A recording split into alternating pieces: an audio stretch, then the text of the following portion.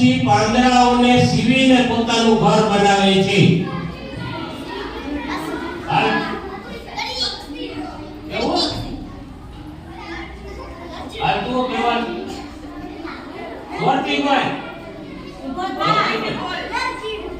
દાંતીડો.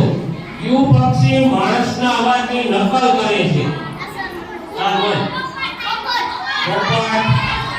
જો વરસાદ ન પડે તો કઈ સમસ્યા થાય? પૂર આવવું, દુષ્કાળ પડવો, લીલો દુષ્કાળ કે આગ ફાટવું?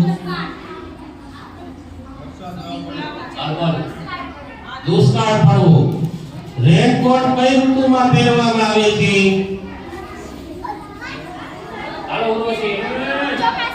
ચોમાસામાં.